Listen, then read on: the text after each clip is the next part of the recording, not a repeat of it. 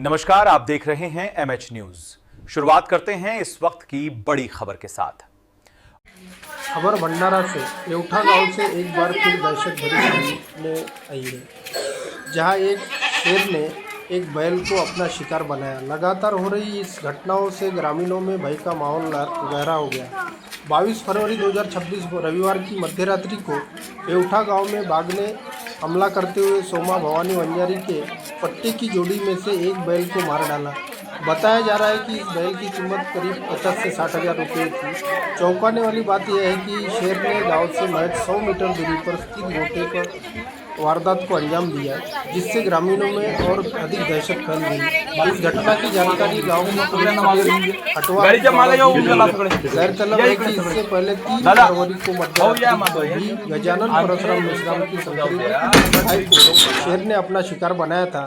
लगातार हो रही इस घटनाओं से ग्रामीणों में भय के साथ साथ आक्रोश भी बढ़ता जा रहा है। शेर आकर मवेशियों को मार रहा है, लेकिन वन विभाग कोई ठोस कार्रवाई नहीं कर रहा। हमें डर है कि आगे चलकर किसी इंसान पर भी हमला हो सकता है।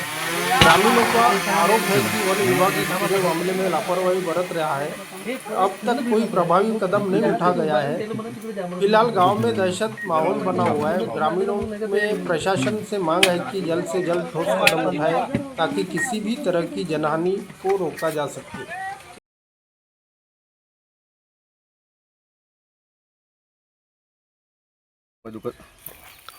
नमस्कार, मी नागेश मधुकर भगत, उपसभापती पंचायत समिती भंडारा।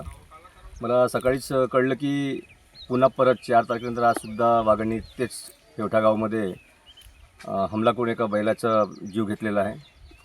त्यानंतर आम्ही वन विभागाशी बोललो, या विषयावर चर्चा केली। तर वन विभागाचं म्हणणं असं आहे की आम्हाला जर त्यांना जेरबंद करायचं असेल तर शासनाची परवानगी लागते। ते म्हणतात की आम्ही फक्त त्यांना भगवू शकतो, कारण त्यांनी मागच्या वेळीसुद्धा 15 दिवसाचा आम्हाला कालावधी दिला। त्यांनी म्हटलं की आम्ही या वाघाला भगवतो, आणि गावकऱ्यांना सांगितलं की तुम्ही 10 ते 15 दिवस तुम्ही शेतावर जाऊ नका किंवा आपले जनावरं शेतावर नेऊ नका। गावकरी हे 15 दिवसपर्यंत वाट पाहिलं, पण एक शेतकरी वर्ग हा किती दिवस किंवा मजूर वर्ग किती दिवस आपल्या घरी बसेल? त्याला कुठं ना कुठं शेतावर जावंच लागेल, त्याला मजुरीला जावंच लागेल, शाळेकरी मुलं आहेत त्यांना शाळेत जावंच लागेल।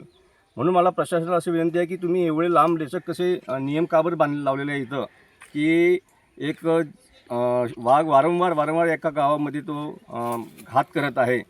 म्हणजे असं वाटत आहे की प्रशासनाला फक्त एक जीवहानी म्हणजे माणसाची जीवहानी होण्यापर्यंत वाट पाहावा आणि मग त्यांनी जेरबंद करावं। म्हणून मला प्रशासनाला विनंती आहे की एक जीवहानी माणसाची जीवहानी न होण्याच्या आधीच त्याला जेरबंद करून कुठंतरी त्याला दुसऱ्या ठिकाणी स्थलांतर करावं, अशीच विनंती करतो मी। आणि माझ्या गावकऱ्यांची सुरक्षा हे शासनाच्या हातामध्ये आहे, वन विभागाच्या हातामध्ये आहे, आणि पडवापडवीचे उत्तर न देता वन विभागांनी त्याचा पर्यायी मार्ग लावून त्याला हद्दपार करावं हीच विनंती करतो। नमस्कार, मी चंद्रभान हटवार, पोलीस पाटील पेवठा। माझ्या पेवठा या गावामध्ये 4 तारखेला अशाच प्रकारची एक घटना घडलेली आहे। एक गाय मारलेली होती या वाघाने, आणि नंतर आता आज पहाटे सुद्धा एक बैल सोमाजी वंजारी यांच्या वाघाने ठार केलेला आहे। माझी प्रशासनाला हीच विनंती आहे की आपण या वाघाचा काहीतरी बंदोबस्त करावा आणि माझ्या गावच्या नागरिकांना या वाघाच्या दहशतीपासून सुटका करून द्यावी, अशी मी प्रशासनाला एक नम्र विनंती करत आहे। फॉरेस्ट डिपार्टमेंटचं काय मत आहे? फॉरेस्ट डिपार्टमेंट, आज आम्ही यांच्यासोबत चर्चा केली असता फॉरेस्ट डिपार्टमेंट असं म्हणत आहे की आम्हाला जेरबंद करण्यासाठी वरच्या अधिकाऱ्याची सरकारची परवानगी घ्यावी लागते आणि त्यांना वेळ लागते। त्याआधी आम्ही असे करतो म्हणतात की आम्ही त्यांना इथून दुसऱ्या बाजूला म्हणजेच भगवण्याचा प्रयत्न करतो, असे ते सांगत आहेत। की या वाघाला जेलबंदी देण्यात यावी, नाहीतर आम्हाला भीती बहुत भयंकर झाली आहे आणि आमचे गावचे लोक पुरे घबरावून गेले आहेत, अशी माझी विनंती आहे।